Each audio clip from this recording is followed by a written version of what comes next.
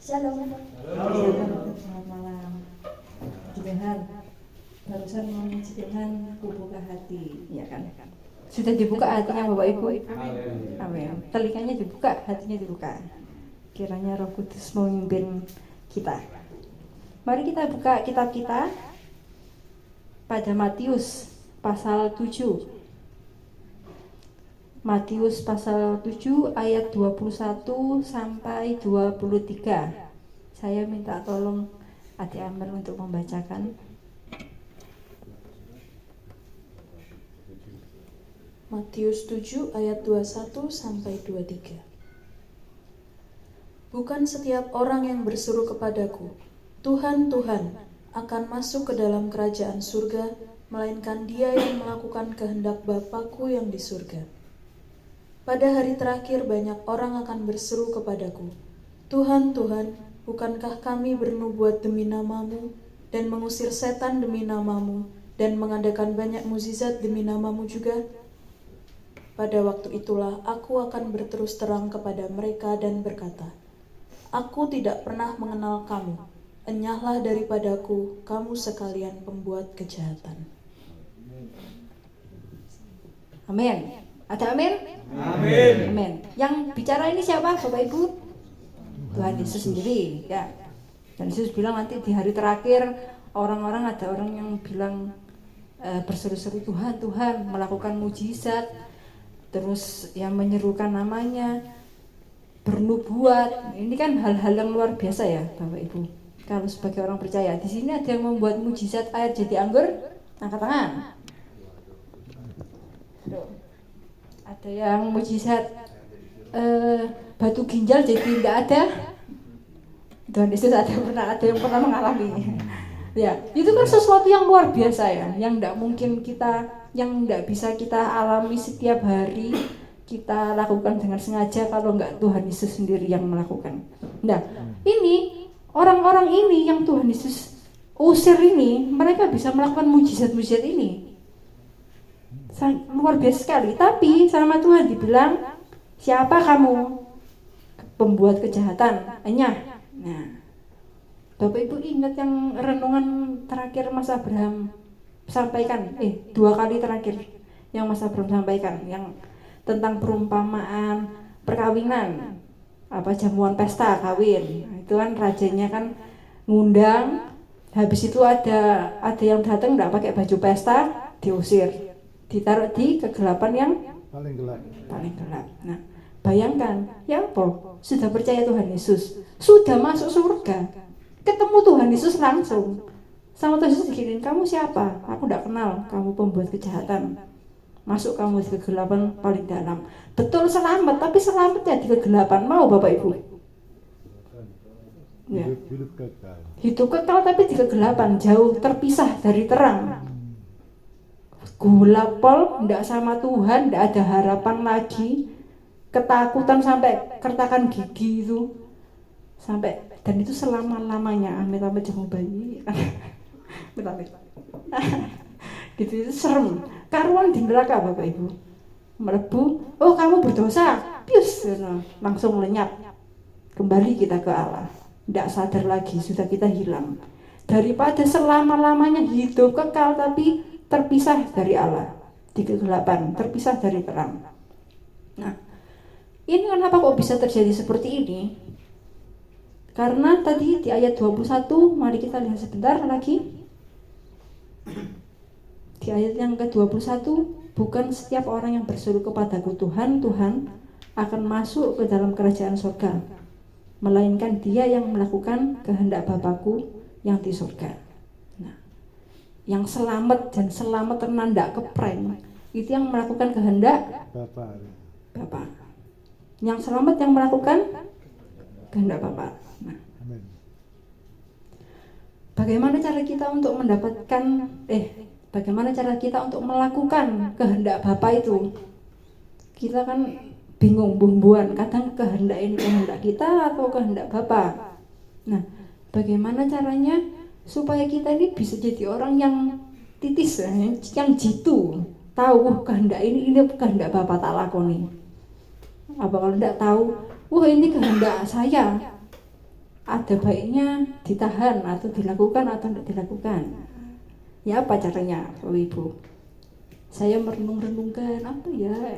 Nah, untuk mengetahui kehendak Bapa yang mana dan kehendak kita yang mana, mungkin ada latihannya satu. Kita meminta, kita berdoa di saat kita kenyang, di saat kita tenang. Nah, kalau di saat kita tenang dan kenyang, pasti yang kita doa dan mintakan itu bukan maunya kita. Itu pasti tulus permintaannya.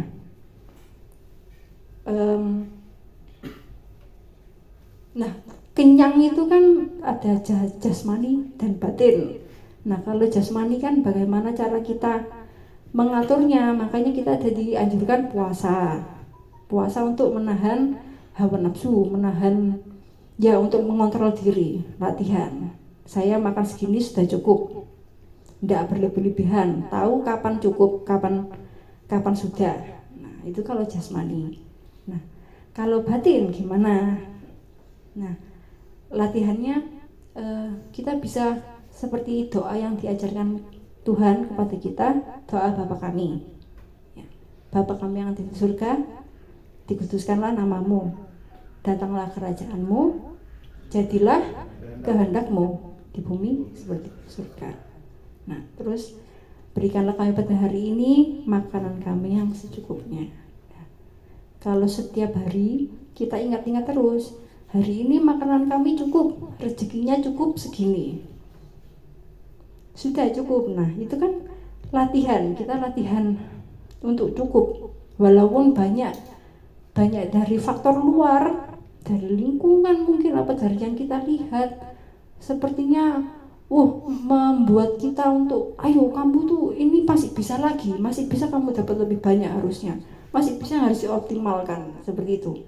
Bagus, tapi jangan sampai kita lupa untuk bersyukur, lupa kalau hari ini yang terjadi segini dapatnya, segini baiknya, ya udah, itu yang Tuhan kehendaki. Nah, itu melatih kita untuk tahu kapan kenyangnya kita, cukupnya seberapa. Nah, mari kita buka 1 Tesalonika 5 ayat ke-18. 1 Tesalonika 5 ayat 18. Yang sudah ketemu katakan amin. Amin. Oke, mari kita baca bersama-sama. 1, 2, 3. Mengucap syukurlah sebab itulah amin. Sudah diajarin mengucap syukur dalam segala hal, sebab itu kehendaknya Bapa dalam hidup kita. Dapatnya ini bersyukur, memang itu kehendak Bapa. Dapatnya itu bersyukur, ini itu kehendak Bapa. Jadi kita tidak neko-neko minta-minta doa-doa yang seharusnya, yang memang itu keinginan kita, bukan keinginan Bapa. Karena keinginan Bapa itu kita bersyukur atas segala hal, karena itu sudah yang diberikan kepada Bapa. Nah, lalu kenyang yang kedua, karena dekat dengan sumber kehidupan. Nah, pohon, kalau kita baca di Mazmur 1 ayat 3, ia seperti pohon yang ditanam di tepi aliran air, yang menghasilkan buahnya pada musimnya, dan yang tidak layu daunnya, apa yang diperbuatnya berhasil. Nah, pohon ditanam di tepinya sungai air, tidak mungkin kering, tidak mungkin lapar, dia ada sumber kehidupannya terus. Nah, berarti caranya kita supaya bisa kenyang, supaya tidak kakean karep, itu ya dekat sama Bapa. Bagaimana setiap hari kalau kita merasa ini kurang, ada yang salah, kita dekatnya ke Bapa. Kita makanannya dari makanan yang diberikan Tuhan. Ya apa ya, firman-Nya kita renungkan, kita buat sibuk dengan itu. Mari kita buka bersama Yohanes 6 ayat 35. Yohanes 6 ayat ke-35. Sudah ketemu? Amin. Puji Tuhan. Yohanes 6 ayat ke-35. Kita baca bersama-sama. 1, 2, 3.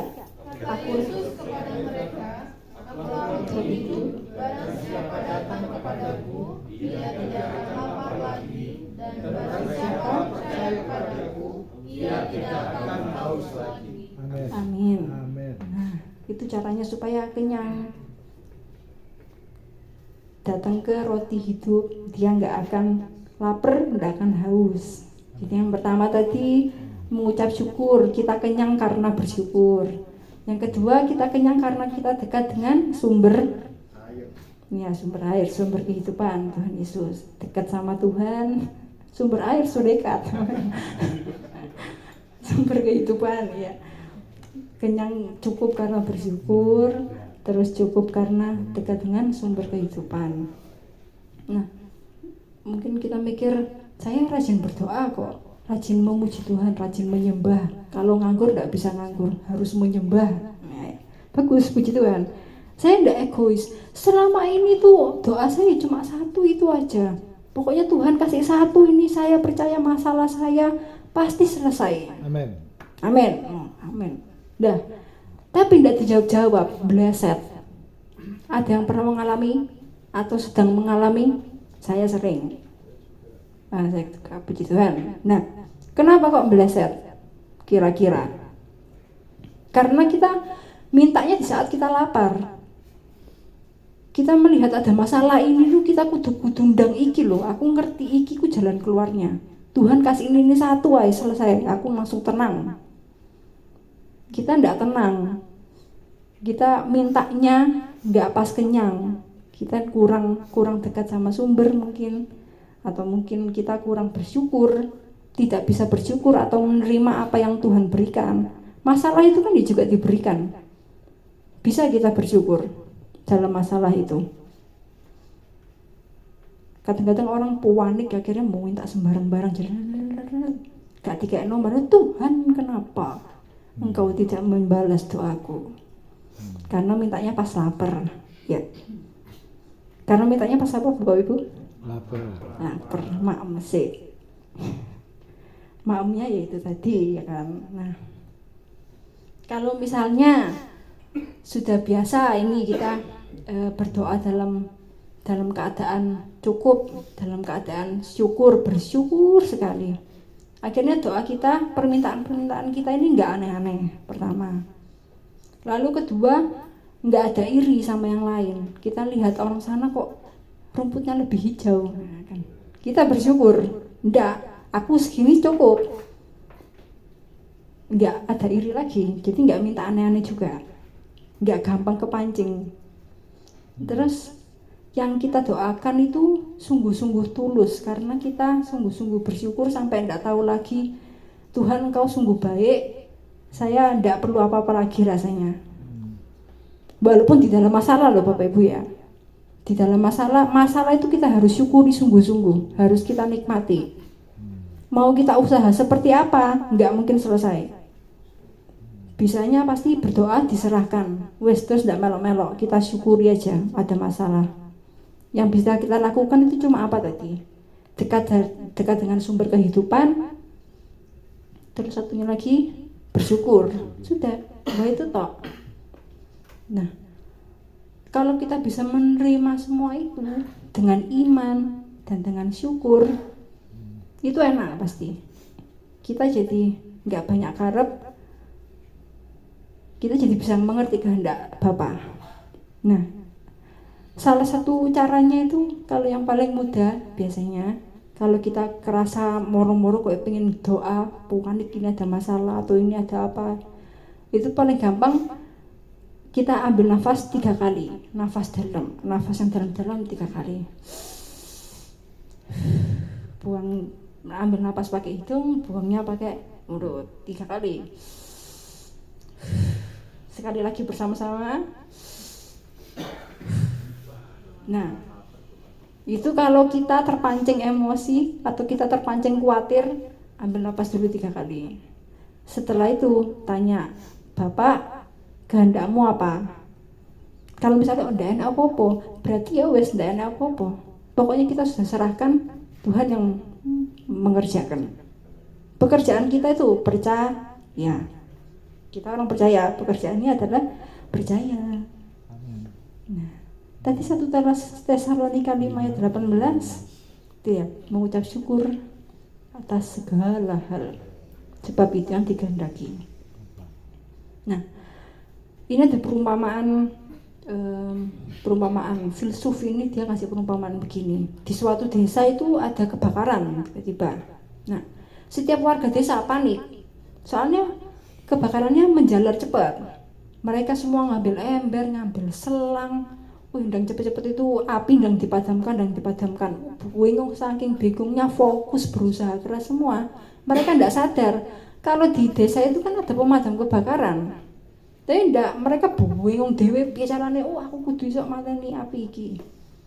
Nah, kalau seandainya mereka tenang, terus sadar ada ahlinya, ada pemadam kebakaran, tenang, diem, pemadam kebakarannya pasti ngomong, kamu seperti ini loh, ngasih petunjuk misalnya, kalau mau bantu kamu ini, apa kalau enggak wes diem, aku sing garap, aku sing iso. Nah, itu sama seperti kita. Kalau ada apa-apa, tenang sih, mengenyangkan diri dulu, tenang, enggak usah ngapa-ngapain, terus baru tahu, tanya, Bapak kehendakmu itu apa? Jangan panik dulu. Ini ayat terakhir, 1 Petrus 4 ayat 7. Mari kita buka bersama-sama. 1 Petrus 4 ayat yang ke-7. Amin. Amin. Belum ditanya. 1 Petrus 4 ayat yang ke-7. Sudah ketemu? Amin. Aha, oke. 1, 2, 3.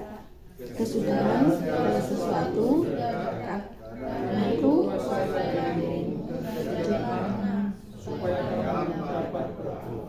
amin. Mau doanya dijawab? Amin. Amin. Mau doanya tepat?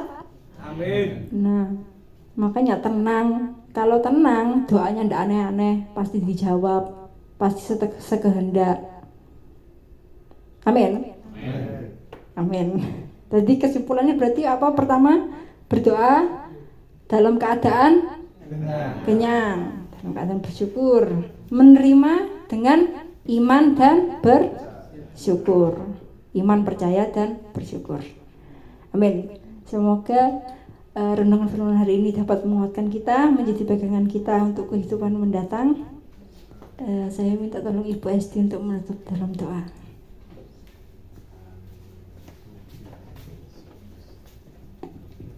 Mari kita tundukkan kepala kita sejenak di hadapan Tuhan. Kami percaya dengan renungan yang singkat ini kami mendapatkan yang lebih banyak, Tuhan. Ketika kami menghadapi masalah, ketika kami menghadapi pergumulan, izinkan kami tenang di bawah kaki salib-Mu, Tuhan. Tidak cepat-cepat mengambil keputusan diri sendiri, tetapi sesuai dengan yang Tuhan mau. Sehingga kami boleh benar-benar merasakan bahwa Engkaulah penolongku satu-satunya. Hanya boleh memandang wajah-Mu dan berseru, Tuhan. Maka Engkau senantiasa akan memberikan satu pertolongan buat setiap kami, Tuhan. Terima kasih Tuhan Yesus, terima kasih. Setiap kami percaya, yakin Tuhan, kami membawa beban kami masing-masing, membawa permasalahan kami masing-masing, membawa pergumulan kami masing-masing pada malam hari ini. Tetapi yang kami percaya, kami hanya memandang wajah-Mu, dan Kaulah satu-satunya kekuatan buat kami, yang menolong kami, Tuhan. Terima kasih Tuhan Yesus untuk anak kami Claudia. Karena Tuhan pakai lebih lagi Tuhan. Engkau juga memberkati setiap yang mengambil bagian dalam pelayanan pada malam hari ini, Tuhan Yesus. Apapun bentuk pelayanan kami, biarlah nama-Mu yang ditinggikan dan dipermuliakan, Tuhan. Seberapapun kami di tempat ini, Engkau memberkati kami, Tuhan. Tuhan Yesus juga memberkati saudara-saudara kami yang malam hari ini tidak bisa hadir pun dengan berkat yang sama. Permasalahan mereka, pergumulan mereka pun Tuhan jawab. Sakit penyakit mereka pun Tuhan angkat dalam nama Tuhan Yesus. Terpujilah Allahku, terpujilah Engkau Tuhan Yesusku. Terima kasih Bapa, terima kasih Tuhan Yesus. Inilah doa kami yang kami naikkan di hadirat-Mu Tuhan. Kita butuh Engkau Tuhan dalam hidup kami. Mari kita pujikan ya Tuhan tiap jam, tiap saat, setiap waktu. Aku membutuhkan Engkau. Aku perlu Engkau ya Tuhan tiap jam. Ya Tuhan tiap jam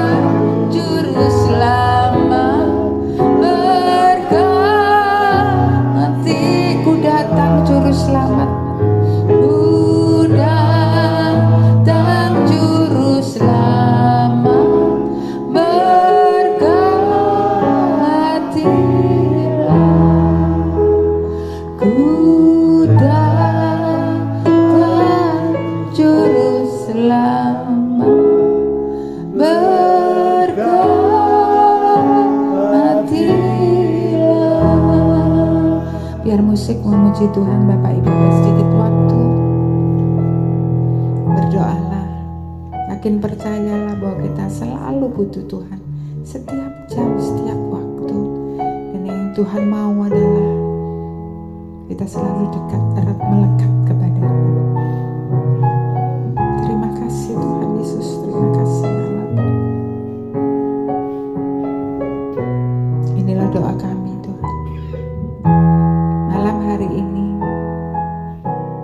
tidak hanya kita berdoa untuk diri kita sendiri. Bapak Ibu ada sedikit kesempatan, doakan orang lain yang hari ini begitu terlintas begitu saja di dalam pikiranmu, yang hari ini begitu terlintas saja di dalam hatimu. Doakan orang itu. Mungkin Bapak Ibu nggak tahu kenapa ya si A kok tiba-tiba terlintas di depanku. Kenapa ya? Nggak usah bilang kenapa, tetapi naikkan doamu Tuhan. Apapun orang yang sudah Tuhan tunjukkan, Roh Kudus yang sudah Tuhan tunjukkan. Aku nggak mau egois, mau berdoa untuk diriku sendiri. Tapi malam hari ini doakan orang itu. Naikkan doamu Tuhan, aku mendoakan saudaraku, tetanggaku, musuhku sekalipun. Aku mau mendoakan dia. Mungkin hari ini yang terlintas adalah orang yang paling menyakitkan dalam dirimu. Tetapi percaya, yakinlah. Kita percaya. Tuhan, aku mau mengampuni Tuhan. Aku gak mau lagi marah dengan orang itu. Mungkin hari ini yang terlintas dalam pikiran kita adalah orang yang sangat kita kasihi. Orang yang sangat di hati kita. Suami, istri, anak, siapapun itu doakan. Naikkan doa di hadapan Tuhan. Inilah doa kami di hadapan-Mu Tuhan. Terima kasih Yesus, terima kasih Tuhan. Ketika kami mendoakan orang lain, Tuhan sudah menjawab doa. Ketika Engkau mendoakan orang lain, Tuhan sudah memberikan jalan keluar buat kamu. Percaya dan yakin. Terima kasih Tuhan Yesus, terima kasih. Inilah doa kami untuk orang-orang yang kami kasihi. Terpujilah Engkau Tuhanku yang memberkati kami saat ini dan selamanya. Hanya di dalam nama Tuhan Yesus Kristus. Haleluya, haleluya. Siap kita katakan bersama? Amin. Puji Tuhan.